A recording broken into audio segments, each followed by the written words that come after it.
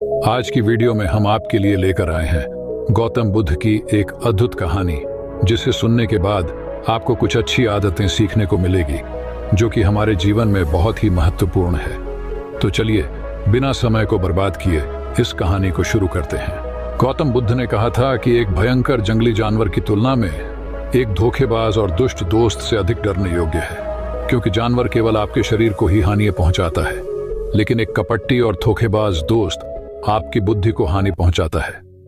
केवल एक बुरे दोस्त ही आपको उस स्थिति तक पहुंचा सकता है जहां आपको ऐसा लगता है कि यह दुनिया बहुत खराब है, यहां रहने का कोई फायदा क्या है। और यही होता है जब आपको खा मिलता है, आपको ठगा जाता है, और केवल व्यक्ति ही जो अंधे विश्वास करता है उसके साथ ठगी होती है। हम किसी को सीधे विश्वास नहीं करते। विश्वास धीरे धीरे बढ़ता है, लेकिन समय के बाद ये विश्वास इतना मजबूत हो जाता है कि हम उस व्यक्ति के सामने अपनी आंखें कान और बंद कर देते हैं।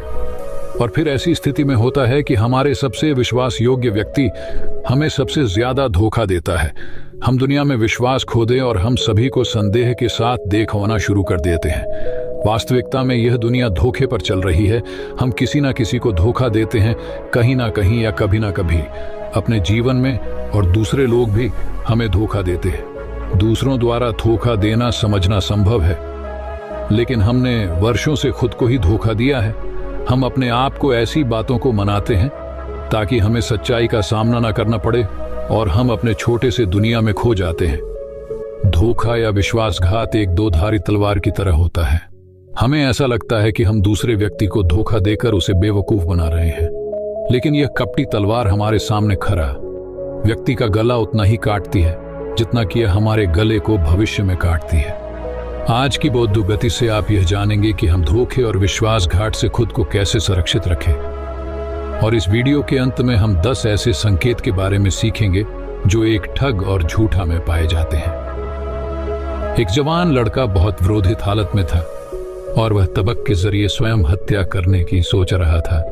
जब वह पहाड़ी के शिखर तक पहुंचा तो उसने जोर से चिल्लाया कि यह दुनिया इतनी बुरी क्यों है, यहाँ सब इतने स्वार्थी क्यों हैं, क्या मेरे जीने का कोई मतलब नहीं है।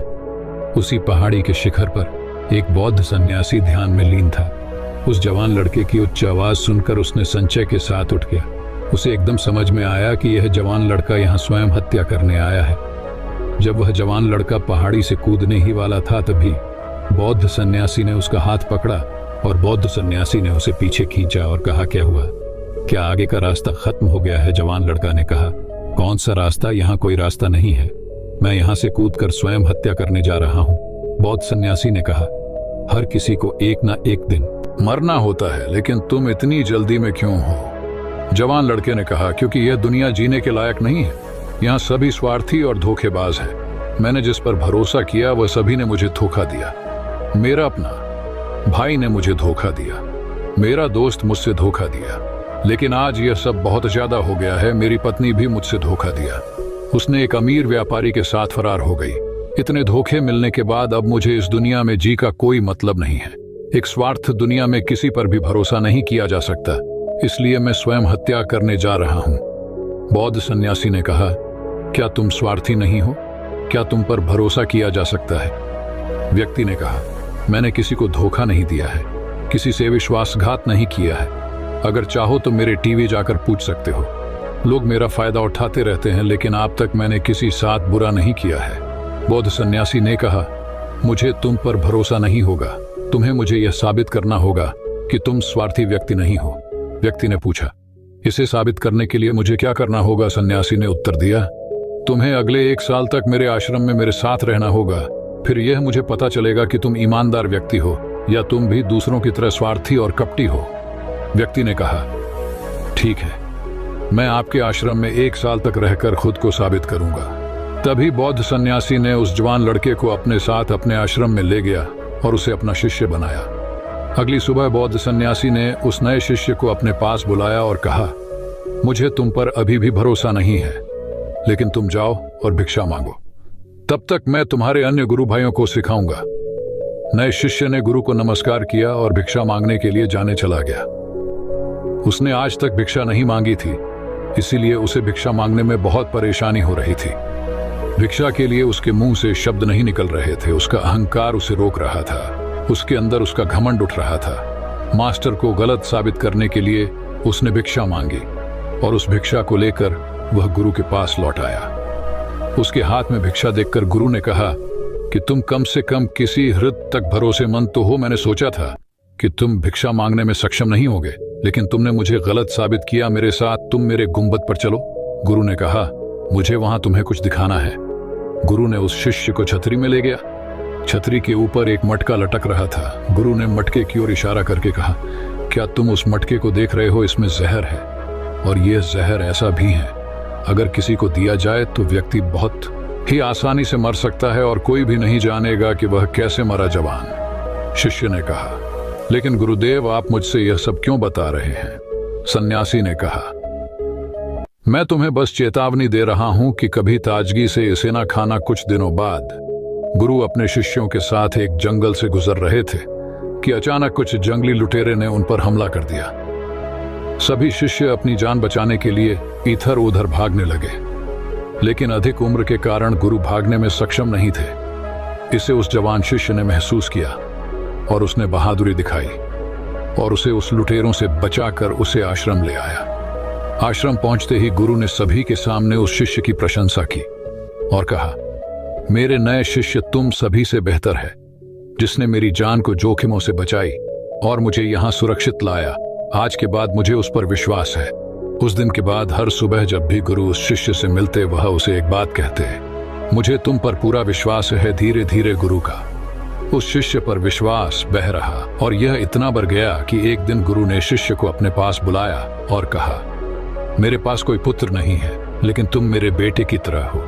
मैं अब बूढ़ा हो गया हूं, इसलिए मेरी मृत्यु के बाद मैं चाहता हूं कि तुम इस आश्रम की जिम्मेदारी को अपने हाथों में लो। शिष्य ने कहा, गुरुदेव, अगर यह आपकी इच्छा है तो मैं भी आपके सुख के लिए इस जिम्मेदारी को संभाल लूंगा। ये कहते ही शिष्य चला गया। कुछ दिनों बाद गुरु बीमार पड़ गए तो उसने आश्रम के सभी शिष्य को बुलाया और घोषणा की कि युवा शिष्य उसके बाद इस आश्रम को संचालित करेगा। दिन धीरे धीरे बीतते गए और वह युवा शिष्य की मन की बेचैनी बढ़ने लगी। उसे जितनी जल्दी हो सके आश्रम को कब्जा करना था। वह हर सुबह गुरु के पास जाता, उनकी सेहत पर कोई प्रभाव पड़ रहा है या नहीं देखने के लिए। लेकिन गुरु की सेहत दिन प्रतिदिन ठीक हो रही थी कि उसकी सहन शक्ति का बांध टूट रहा था। उसकी रातें नींदहीन हो गई। वह हमेशा सोचता रहता था, मास्टर को कैसे रास्ते से हटाया जाए। और कोई भी न जाने, कभी कभी उसे यह ख्याल आता था कि मास्टर को नदी में धक्के मार दूं, लेकिन अगले ही पल उसे यह अनुभव होता कि मास्टर एक अच्छा तैराक है, वह तैरकर निकल जाएंगे। कभी कभी उसे यह विचार आता था कि वह मास्टर को गले दबाकर मार देगा। सभी जानते हैं कि मैं मास्टर का विश्वास पात्र हूं, इसलिए किसी को भी मुझ पर संदेह नहीं होगा। लेकिन फिर वह सोचते हुए आपने आप से वह बात करता है कि यदि थोड़ी सी गड़बड़ी अगर हो गई तो हालात और बिगड़ सकती है। उसे कुछ ऐसा तरीका ढूंढना होगा जिससे कि मास्टर तो मरे ही और सबको यह लगे कि यह एक पक्की मौत हुई है और इसे ईश्वर ने स्वीकार किया है।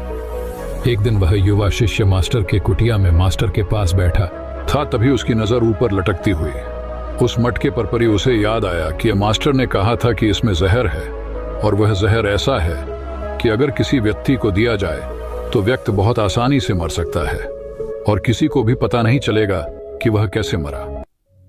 उसने सोचा कि इस जहर को मास्टर को देना सही होगा और कोई भी नहीं जानेगा कि वह कैसे मरा। फिर उसके पास पूरे आश्रम पर काबू पाने की संभावना भी होगी। अगले दिन उसने गुप्त रूप से मास्टर के कुटिया से वह जहर चुराया और मास्टर के भोजन में मिला दिया। मास्टर ने वह रात का खाना खाया और सो गए। लेकिन सुबह होने पर पूरा आश्रम जाग उठा, लेकिन मास्टर नहीं उठे। शिष्य गुरु की कुटिया में गए और देखा कि मास्टर मर गए हैं। जब उस युवा शिष्य को यह जानकारी मिली तो उसके अंदर बहुत खुशी हो गई और वह आश्रम का नियंत्रण संभालने का कार्य शुरू कर दिया। आश्रम में एक पुराना शिष्य भी था। वह सब कुछ खामोशी से देख रहा था। वह अपने कुटिया में गया और वहां से एक दवा लेकर आया और मास्टर को दिया। कुछ ही समय में मास्टर की चेतना वापस आई और वह ठीक से उठकर बैठ गया। ऐसा देखकर उस युवा शिष्य के पैरों तले जमीन खिसक गई। वह बहुत घबराया हुआ था। गुरु ने बाकी शिष्यों को उनके कार्यों पर भेज दिया। और युवा शिष्य को अपने पास बुलाया और कहा, क्या तुम अभी भी विश्वास योग्य हो? क्या तुम मुझे धोखा नहीं दोगे? क्या तुम स्वार्थी नहीं हो? शिष्य गुरु के पांव में गिर पड़ा और कहा, मुझे नहीं पता कि मैंने इस अपराध को कैसे किया है। मैंने आज तक किसी को धोखा नहीं दिया है। लोग मुझे धोखा हे हैं, लेकिन नहीं जानता कि मैंने आज आप पर धोखा क्यों और कैसे किया। गुरु ने कहा, तुम मुझे धोखा नहीं दे सकते, क्योंकि मैंने कभी तुम पर विश्वास ही नहीं किया है। मैं किसी पर भी विश्वास नहीं करता। मैं केवल उसी पर विश्वास करता हूं जो मैं अपनी आंखों से देखता हूं। और मैं तुम्हारे भीतर की लालसा देखना चाहता था, और मैंने तुम्हें यह लालसा जानबूझकर दी थी, क्योंकि किसी को धोखा देने के सिर्फ 3 ही कारण होते हैं। पहला स्वार्थ, दूसरा लालसा, और तीसरा ईर्ष्या। वह युवा सन्यासी मास्टर से पूछा, लेकिन मास्टर, मैं अपने आप को अपना यह कैसे स्वार्थ, लोभ और ईर्ष्या से मुक्त रख सकता हूँ? मास्टर ने कहा, खुद को पढ़े, खुद को जाने और खुद के अंदर प्रवेश करने का प्रयास करो। इंसान में बहुत महान संभावनाएं होती हैं। वह खुद को कुछ भी बना सकता है, वह कुछ भी हो सकता है। और जब आपको मौका ना मिले तो अपने अंदर देखें और जानने की कोशिश करें कि आप क्यों बदल रहे हैं, कौन आपको बदल रहा है, क्या यह परिवर्तन अच्छा है या बुरा। आत्मनिरीक्षण करो। मास्टर के इन शब्दों को सुनकर शिष्य फिर से उनके पैरों में गिर गया और कहा, मास्टर, मैं आपका शिष्य बनना चाहता हूं और जानना चाहता हूं कि मैं कौन हूं, मैं क्या हूं और मैं क्यों बदलता हूं। मास्टर ने कहा, हमारे आसपास ऐसे बहुत सारे लोग हैं और बहुत सारे ऐसे लोग रह चुके हैं जो इसका उदाहरण है, जो कभी अपने स्वार्थ, लोभ और ईर्ष्या के कारण किसी को धोखा नहीं दिया है। वह किसी का विश्वास नहीं करते। एक व्यक्ति तभी किसी को धोखा देता है जब उसे लगता है कि कोई नहीं देख रहा है कि वह क्या कर रहा है, और भविष्य में कोई नहीं जानेगा कि वह जो कर रहा है सही है। पकड़ जाने के बाद वह अपनी सुरक्षा के लिए अधिकतर तर्क देता है कि मैं कुछ नहीं कर सका, यही आखिरी राह थी, मुझे मजबूर किया गया था। लेकिन यह धोखा देने के पीछे की सच्चाई है, जो हर विश्वासघात के पीछे छुपी होती है, लेकिन फिर भी व्यक्ति यह जानबूझकर करता है। मास्टर ने शिष्य की आंखों में देखते हुए कहा, याद रखें, हम किसी को धोखा देने पर हम उसकी आंतरिक अभिज्ञान को चोट पहुंचाते हैं, और वह इतनी बुरी तरह चोट हो जाता है कि फिर वह किसी पर भरोसा नहीं कर पाता। वह अंदर से बहुत ही दुखी और अकेला महसूस करने लगता है। इसलिए यदि आप चाहते हैं कि कोई आपको धोखा ना दे, तो आप अपनी आंखें, कान और मन को खुले रखें। लोगों पर विश्वास करें, लेकिन इतना विश्वास मत करें कि वे आपका फायदा उठाने लगे। हमेशा अपने सबसे महत्वपूर्ण कार्यों पर नियंत्रण में रहे और कभी कभी खुद को जांच रहे, क्योंकि जिस धोखे को आप टालना चाहते हैं, क्या आप किसी दूसरे के साथ वैसा ही धोखा कर रहे हैं? अगर कोई आपको फिर भी धोखा दे रहा है तो निराश ना हो, क्योंकि हर विश्वासघात किसी व्यक्ति को कुछ ना कुछ सिखा कर जाता है। धोखा खाने के बाद एक व्यक्ति पहले के मुकाबले ज्यादा सतर्क और सावधान हो जाता है। इसीलिए अपने जीवन को बिगाड़ने की आदत न डाले, बल्कि इसे एक सबक समझे और आगे बढ़े। मास्टर ने कहा, यह है धोखेबाज व्यक्ति के 10 निशानियां, एक चालाक व्यक्ति के जो आपको धोखा दे सकते हैं, आपके चैन चुरा सकते हैं, और ऐसा कि गहरी समुद्र में डूबते हुए आपकी जिंदगी खत्म कर सकता है। पहला चिन्ह, वह व्यक्ति जो झूठा होगा वह धोखेबाज होगा।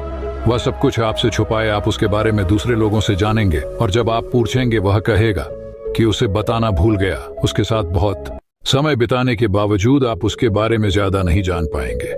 वह आपके बारे में क्या सोचता है, उसकी जिंदगी में क्या चल रहा है, यह आपको हमेशा भ्रमित करेगा, क्योंकि वह सब कुछ आपसे छुपाए, क्योंकि वह सच्चा आदमी है ही नहीं। एक सच्चा आदमी को अपने बारे में बताने से कोई परेशानी नहीं होती।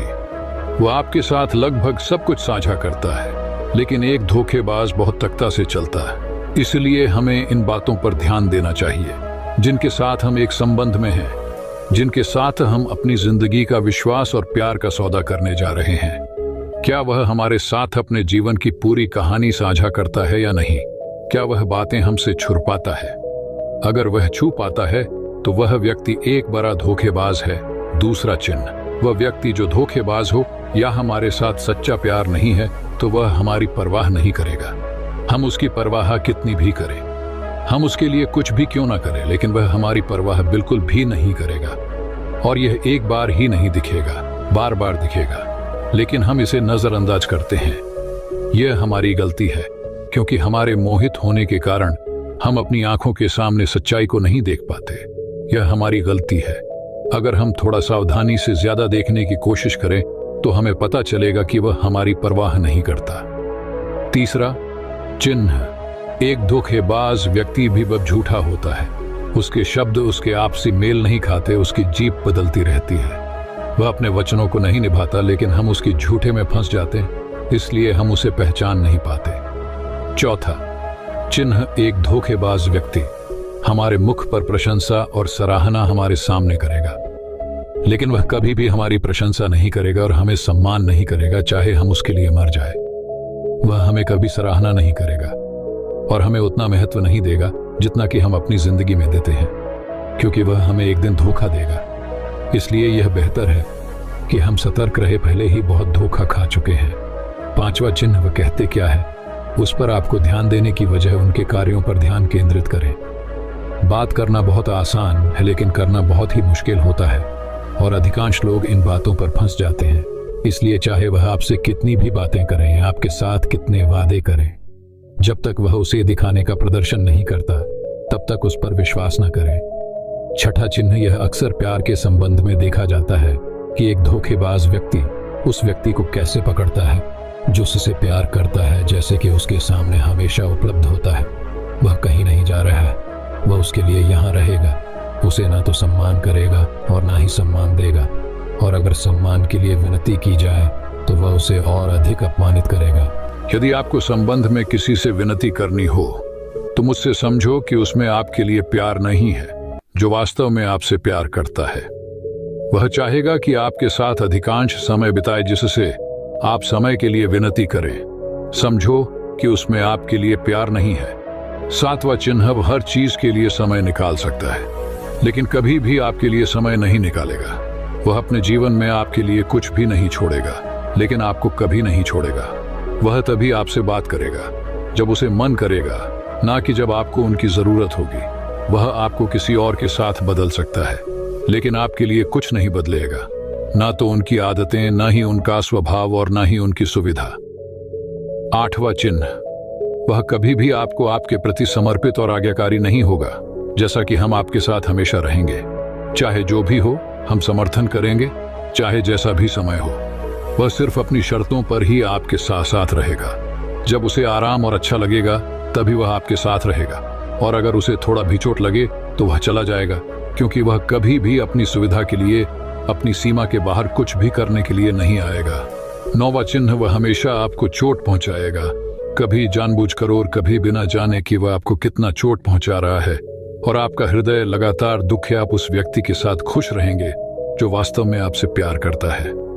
उसके साथ होने से आपको ऐसा लगेगा कि आप हवा में हल्के से रह रहे हैं, और अगर आप एक धोखेबाज और गलत व्यक्ति के साथ संबंध में है तो सब कुछ भारी और संगीत असावधानी गलती होगी। 10वां चिन्ह। आपके जीवन में वे कहीं नहीं है। आपके जीवन में उनकी कोई विशेष जगह नहीं है। जब चाहे वे आसानी से आपके जीवन से आपको निकाल सकते हैं और उन्हें कुछ फर्क नहीं पड़ेगा। यदि आप यह नहीं मानते और उनकी सच्चाई जानना चाहते हैं तो आप अपने जीवन से कुछ दिनों के लिए गायब हो जाएं। उन्हें कुछ फर्क नहीं पड़ेगा, बल्कि वे खुश रहेंगे। अच्छा है कि समस्या हमारे जीवन से चली गई है, अब हम आजाद हैं और हम जो चाहे वह कर सकते हैं। यदि आप अग्रेसिव व्यक्ति के साथ संबंध में हैं तो आप अपने बुद्धि को संयम में लाए और जितनी जल्दी हो सके इससे बाहर निकले। मुझे विश्वास करें, ऐसे संबंध से बाहर आने के बाद आपको सुख, शांति और प्यार मिलेगा। और क्या दुनिया में सिर्फ एक ही व्यक्ति है? यदि आप एक खराब व्यक्ति को छोड़ देते हैं तो 10 अच्छे लोग आपके जीवन में आएंगे जो आपको सम्मान और प्यार देंगे। और जब तक आप इस तरह के झूठे व्यक्ति के साथ वयस्क हैं तब तक आप अपने अच्छे लोगों को नहीं देख पाएंगे। लेकिन जैसे ही आप ऐसे धोखेबाज व्यक्ति को छोड़ देंगे, अच्छे लोग आपके जीवन में आना शुरू हो जाएंगे। और एक और बात, आजकल वे लोग जिनके साथ प्यार में धोखा हुआ है वे कहते हैं कि प्यार कुछ नहीं है, सब कुछ झूठ है। आजकल सब कुछ झूठा है, लेकिन यह पूरी तरह से सही नहीं है। जिस व्यक्ति ने आपको धोखा दिया है उससे प्यार के अर्थ की जानकारी नहीं थी। आज भी दुनिया में बहुत सारे ऐसे लोग हैं जो प्यार को कैसे करना है जानते हैं और उसे बरकरार रखने की भी जानते हैं। धोखा खाए लोग अपनी ओर से सच्चा प्यार करता है। प्यार ईश्वर की उपहार है और यह दुनिया प्यार पर आधारित है। अगर एक गलत व्यक्ति ने आपका प्यार समझ नहीं पाया तो इसका अर्थ यह नहीं है कि इस दुनिया में प्यार नहीं है। यह दुनिया प्यार पर ही आधारित है। यह प्रसिद्ध नृत्य दुनिया सिर्फ यार करने वालों के कारण है। और अंत में एक और बात, यदि आप अपने परिवार के सदस्यों से धोखा खा चुके हैं या आपस में गलतफहमी हो गई है, तो एक दूसरे की बात समझने का प्रयास करें, एक दूसरे को जानें और एक दूसरे को माफ करें। क्योंकि दोस्तों, आपको बहुत सारे लोग मिलेंगे, लेकिन आपके परिवार के सदस्यों की तरह किसी और जगह पूरे विश्व में नहीं मिलेंगे। हाँ, उनका दृष्टिकोण थोड़ा अलग होता है, वे थोड़े दूर के होते हैं, आपके परिवार के बाहर, जैसे कि आपके दोस्त दूर के, रिश्तेदार या पड़ोसी। लेकिन परिवार के सदस्यों को माफ कर देना बुद्धिमानी होता है। तो दोस्तों, उम्मीद है इस वीडियो से आपको काफी कुछ सीखने को मिला होगा, और अगर कुछ सीखने को मिला हो तो हमारे इस वीडियो को लाइक